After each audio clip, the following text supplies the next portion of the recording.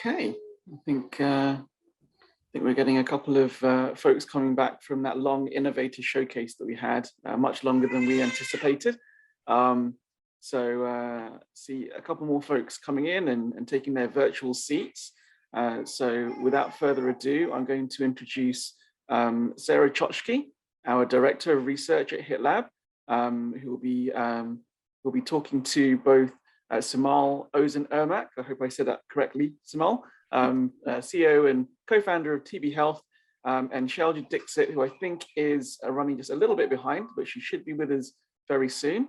And they'll be talking about a very, very important topic that I think has maybe not had as much focus on, especially during post-COVID, which is the postnatal and postpartum care for not only the children, but the parents, of course. So as a parent yourself, Sarah, I think this definitely resonates. So I'm going to pass over to you and look forward to hearing the conversation. Fantastic. Thank you, Jerry. I'm really, as you said, I'm Director of Research here at HITLAB, and I'm super excited to be here with Samal from TB Health. And hopefully soon Shalja Dixit will join us. So Samal, why don't we just start out, I know for myself, we haven't really met before. So the first thing when I saw your name and I read a little bit about TB Health is I'd love to hear your background and sort of what was the motivation for TB Health? Sure, that sounds perfect. And hi, everyone. It's great to be here. So far, all the talks and panels have been really fantastic. So I'm quite looking forward to our discussion today. So I'm Shimay. I'm a neuroscientist, and I am the co-founder and CEO of TB Health. A little bit about myself. I was born and raised in Turkey. I came here for doctoral training. And after getting my PhD in neuroscience, I moved to Bay Area. And I worked as a postdoctoral scholar at Stanford for 5+ years. And my research focus then was quite different than what I do now. I was an electrophysiologist, and I studied basically animal brains to understand better about the neural correlates of learning and memory formation, particularly during sleep. And in 2016, we had our first daughter. And shortly after, I gave a little break to my career, during which time I suffered from postpartum depression and anxiety. And that kind of, in a way, changed the course of my life. I became very passionate about mental health issues. And as a part of my own healing process, I started an independent research study, which was a literally mom and pop's type of operation, because I was a stay-at-home mom then. And it was a patient-driven initiative. And it was probably the very first completely digital remote study conducted in the space. This was in 2017, where you would still get, reviewer comments to grant applications saying that, you don't have a physical location for study. You can run this. So this was a, very different era then compared to now. So that study was really pivotal in our experience because we really learned that, you can't improve something that doesn't exist. Meaning that here we were trying to improve communication between parents and their care providers with digital tools and real world data, hoping that, they will be able to communicate better around mental health needs. And, it was not happening because there was not this communication, period. Mental health care providers were, not because they didn't want to help their patients, but they were, not prioritized to look for mental health issues. They had 15 minutes and a huge load of things that they had to get done. They were not trained. They were not comfortable. It was just, the systemic problem that perinatal healthcare was not designed to accommodate and address for mental health issues. So that was really this spark of founding TB, because we realized that, this is not something we can fix with Band-Aid solutions or a patchwork of solutions. We really need to change things from its core. And that's the reason that we founded TIBI, because we believe that, we have to redesign how we evaluate mental health. We can no longer, task people saying that, hey, go figure it out. If you have a problem, figure it out what that problem is, and then figure out who would be the appropriate person to seek care, and then go wait in line for weeks and months and to get that care. Just the same way that we don't say a diabetes person to monitor your blood glucose without giving them any tools. We can naturally ask this from patients and parents. So that's in a nutshell why we started TIBI. And I'm happy to go in more detail, but I see that Sailaja is here, so maybe we want to say hi to her as well. Great, thank you, Samal. It's really interesting. And so, just to reiterate, it seems like,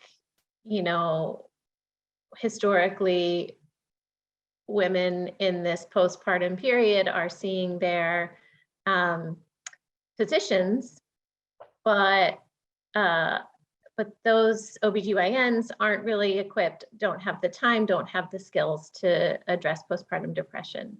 And so it sounds like you started out thinking, hey, we'll make it easier for them to, communicate. The problem being that, if there's no communication, how can you facilitate? Really interesting. Thank you. Thanks, Samal. Hi, Shalja. Great to have you. Oh, you're on mute. Sorry about being a few minutes late. I don't know, it told me to download the new Zoom version. So sorry about that. Of course it did. No worries. And we're just getting started. Samal was just telling us a little bit about her background, and I'll ask, we know each other well, but I think our audience would love to hear more just about your background in general. And then, what motivated Curio? For those, if I didn't mention, Shalja is CEO and founder of Curio Digital Therapeutics. So thank you, Sarah, and thanks for inviting us again here. Of course, we have a long association with HITLAB and have been working with you. I am a physician by training, have been in pharma industry for 18 plus years now. We formed Curio about 3 years back. We are focused solely on women's mental health across the continuum. And the first area that we are focusing is postpartum depression through our digital platform. When we started looking at, it's nothing new, like mental health has become sort of like a pandemic, and more need has been there, during this pandemic times and whatnot. One of the things which was very clear, like one size does not fit all, it was very clear to us that the current solutions don't cater to women's mental health, which has other aspects that need to be looked at. Women are more predisposed to mental health illness. Definitely there is a more stronger physiological mind-body connection that happens in mental health for women. So that inspired us to think about having dedicated digital platform and digital solutions for mental health. And the first indication we chose as we started looking across the horizon where the highest unmet need is, where we can have the largest impact, was postpartum, because it's just not women, it's family, it's society, it's a newborn. And I think as was just being mentioned, definitely there's lack of resources at point of care. So making a solution that's scalable and affordable and can reach out and have an impact, that's what inspired us to be here. Very good. Great, thanks, Shalja. And so you said a couple of things, scalable, affordable, a really important word for all of us here, and definitely at HITLAB, access. Can you talk a little bit about what you see as the potential for digital in terms of being able to address, those three really key things that have really held back, mental health care, Yeah, at least in this country. Absolutely. So, as I said, the mental health is not integrated at point of care, right? So that creates a very big unmet need and a gap in care. Even if a OBGYN or a primary care physician recognizes that there is a need and a referral is made, which is the right thing to do, many of these patients don't seek care because once they step out of the clinic, they don't make that another referral. In case of new mom or a pregnant woman, her mental health, unfortunately, is the last thing that she's thinking about, right? So bringing those solutions at the point of care and extension from a physical office through a digital space is what digital does really well. Our idea is not to create a solution in silo, but rather this is an extension of what happens in the clinic. So making an extension, bringing it to home, meeting where patients are. Also, there is a stigma attached. So there's a time constraint, resource constraint. There's also some degree of stigma attached for mental health. So I think digital tools, specifically in mental health, play a really big role from that perspective as well. And when we spoke with many moms or would-be moms in their focus group, one of the things which was very clear was their own making another appointment for their mental health is the last thing on their mind. They have so many other, they have to prepare for the newborn, maybe they have other kids as well. Their life is changing. It's a major event in the life that is not on their on their radar. So that's another gap that digital can fulfill because it's available at a click at a point where patient is. So I think those are main things. And then from an affordability perspective, as you mentioned, Sarah, one of the things is that we don't have enough therapists, in US, there's not enough. And in many areas, actually, there are very few. I mean, I don't remember the statistics on top of my head, but there are some numbers which talk about that in some counties in United States, actually, there is nil, access to behavioral therapist is near nil, right? So this is what digital does. It can cross those boundaries and make those solutions available for those who don't have access to the good care. And it's affordable. I mean, one session can be pretty expensive and you need many sessions. So augmenting with digital can reduce the need of so many sessions. Awesome. Great point. And I think that's a really important one in terms of, I think we think a lot about convenience. People don't have time, but also just the availability and having the access, the solutions coming to me. I, live in a rural area. I have a newborn, and I know for myself, having a newborn, it wouldn't matter if it was right next door. It would probably often feel like a challenge to seek care for myself. So it's great. Kamal, do you have any thoughts you want to share? Yes, definitely. First of all, everything Shaila said is, I totally agree with her. And those were great points. And a couple additions. It is also important to, really emphasize that current screening strategies are not successful. They really are not aligned with the disease etiology. In mental health disorders, especially perinatal mood and anxiety disorders, these are multi-risk factor, disorders, which means that there are a variety of risk factors and protective factors, and a unique combination for each individual determines where you are in terms of your susceptibility to developing these disorders. So, in a way, coming up with set thresholds and doing these tests, at discrete time points really is destined to fail a great majority of people.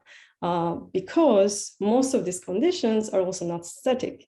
These risk factors vary a lot. If you just look at sleep of a new mom, it's very different from her sleep 1 month ago, and it is very different from her sleep 2 months later. So, these conditions really change, and we really have to look at more measurements than just what the current screening tests try to probe at. And the best we can have is through continuous monitoring of real world data. And digital is the only solution to be able to have that type of information, at least at a scalable level. Well, that's really interesting and important point. Up to now, we've kind of we kind of skipped right over to the treatment side, but you're now talking about the, the precursor to that, the diagnosis side, the, the disease monitoring in order to identify, is treatment needed? When is treatment needed? Potentially what kind of treatment is needed? Can you talk a little bit about how you all, address that with digital? Yes. First of all, let me start by saying that, these disorders are predictable.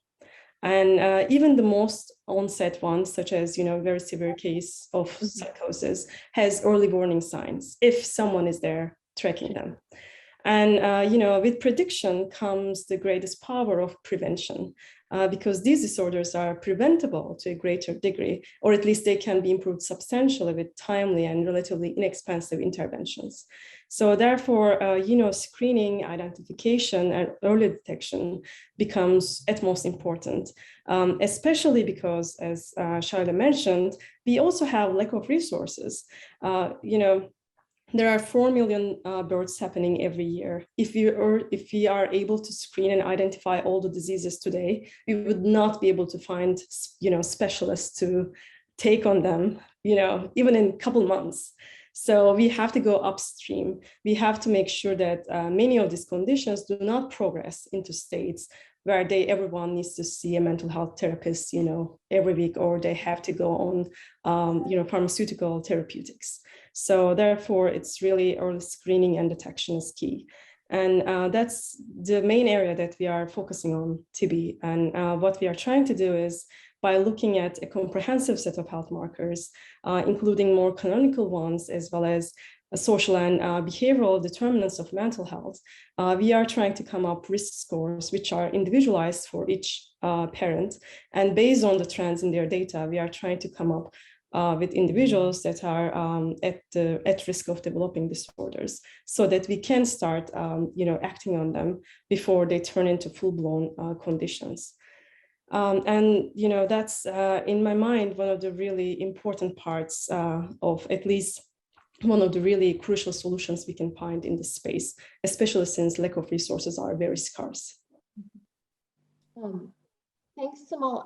And Shalja, I'd love to hear, your thoughts on the screening and diagnosis piece. But before I do, Samal, you mentioned both parents. Mm-hmm.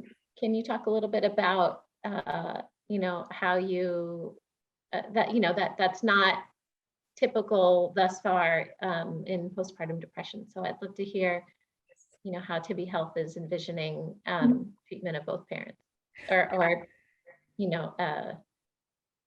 diagnosis and prevention. I would be very happy. And let's say that this question has two layers. First of all, this is not, these disorders do not happen in isolation. We know that if there's someone with a depression, anxiety, or any other mental health disorder in family, it affects everyone, particularly the children. We can see that in terms of increased sickness visit, decreased well baby visits, ER utilizations, developmental delays. So it is not just, women's or mom's problem. Second of all, especially depression and anxiety are contagious disorders, meaning that if your partner has it, now you are 50% more likely to develop it. And if you do nothing, we create a perfect, avalanche loop, which can, further amplify in both parents' situation. So we really have to tackle at the family level. And another layer of this, important topic is we are also at a stage that we need to really think about how we identify these disorders. We call them perinatal, we call them maternal, but the more that we do that, we miss really important, chunk of parents out there. Because first of all, not all birthing and pregnant individuals are women or they identify as moms. We really, when we do that, we exclude transgender parents. That also go through gestation, breastfeeding, chest feeding, birthing process. Second, these disorders are not really unique to birthing, parents only. Their non-birthing partners, regardless of their gender, are also susceptible. Current rates we know is 1 in 5 for birthing mothers and 1 in 10 in, deaths of birthing mothers. But likely these ratios are even high because we don't really even, monitor them. Third of all, these disorders are also not unique to only families who, conceive and have a baby. These disorders are seen in adoptive parents. They're also seen in parents going through fertility challenges. So, we have to be mindful of them. And even finally, these disorders are not just unique to people who are parents or intended parents. Egg donors, gestational carriers, surrogates, it is time that, we started to also look the elevated risk at them. So at TB, we really try to be more inclusive and try to think of it as any individual trying or helping to conceive, is pregnant, postpartum, or raising a child, at least until 2 years of age. Thank you. It's great. Very interesting. Shalja, I'd love to back up if you don't mind, and just hear your thoughts. How at Curio you're envisioning digital giving you tools to help with this upstream, diagnosis and prevention piece. I know that's important to you all as well. Sure. So, first of all, I'll say the postpartum depression, the word in itself is to some degree a misnomer, right? Because by the time the postpartum depression happens, often it's too late.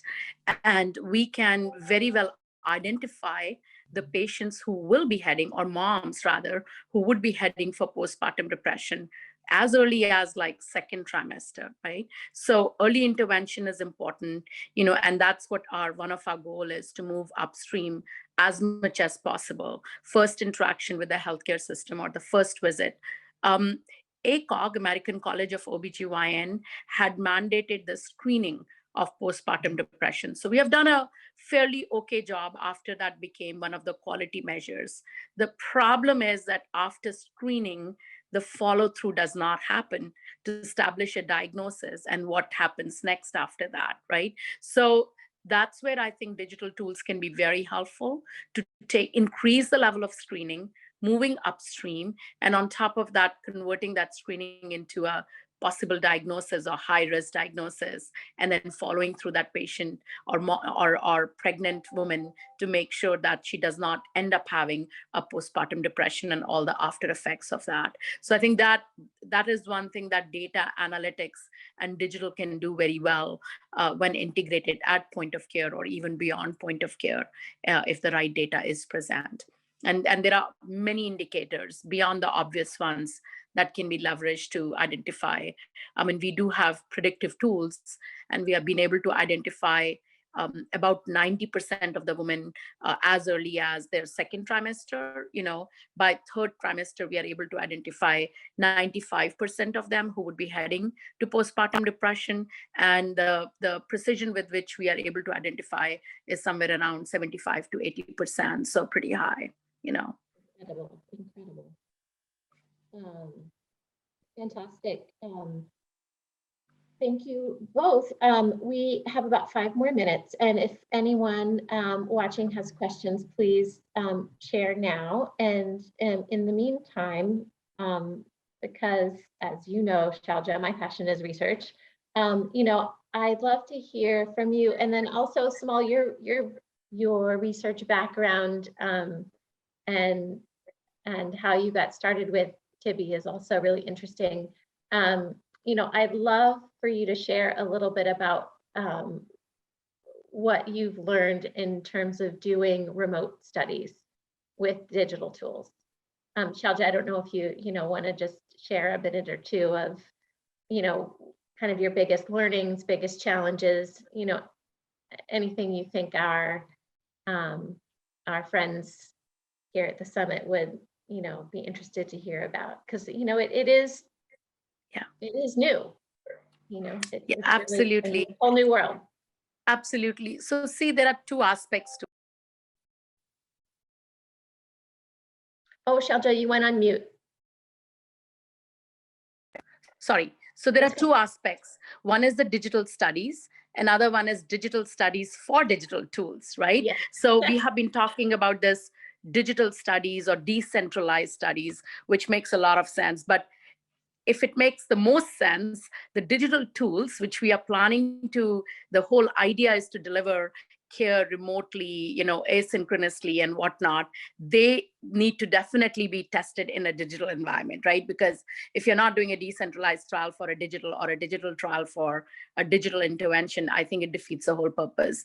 But with that comes a lot of learnings too, as you know, Sarah. There have been challenges. One is, I think the landscape of how there is no, if I may say, a set cookbook today, right? This is an evolving area. So definitely that's something, what is the right framework? What are the what are the procedures required for a virtual site? Whether you have a state license versus non-state license for your PIs, and how is that going to operate? So these are all the things in a virtual or a digital environment that are evolving. That's the good news, but they're not quite there. So, it's interesting, but it's also challenging from that perspective. And another thing is, when you do a site-based recruitment, although the recruitment oftentimes is maybe pretty slow, but you do have a physician engaged or a site team engaged who's motivating the patient when they are there for the visit, right? In this scenario, recruitment can be challenging because you have to figure out alternate mechanism to reaching out and attracting the patients. So I would say those are few of the things from a data perspective and how you conduct. And since these are digital interventions, I've not seen so much of it a challenge. I think the biggest challenge has been, how do you recruit?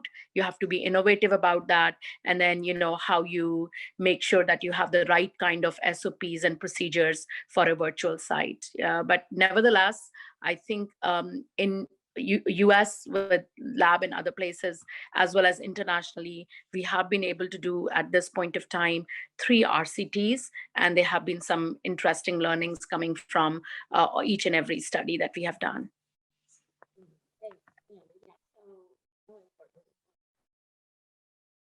Small, we have 1 minute, and I'd love to, if you have anything to add there and about, the new world of remote research in the area. Sure. Just to emphasize one thing in this short period. Parents have been already ready and, desiring for digital tools and technologies, maybe for research, maybe for use. So I think, we have been lacking to deliver those technologies. So I think, the time is really prime now. It's going to be really, I think, fantastic opportunities for researchers as well as interventions going forward. And I'm happy to talk about more about any of these if they want to, contact me after the panel. Excellent. Thank you both, Small, Shalja. It's been a pleasure. Everyone, please feel free to reach out to network if you have more questions for our panelists. Back to you, Jerry. Thank you so much. Thanks. Thank you. Wonderful, guys. Thank you very much for that wonderful conversation. And again, it doesn't have to stop there. We can go to the networking rooms, and I'm going to set up a post-panel discussion for postpartum and postnatal care, if you guys are interested in continuing the conversation offline. But our next panel is due up next, going from postnatal and childbirth to age tech and age tech and social connections. So thank you, Sarah, Simol, and Shelja, and we'll see you all at the next panel.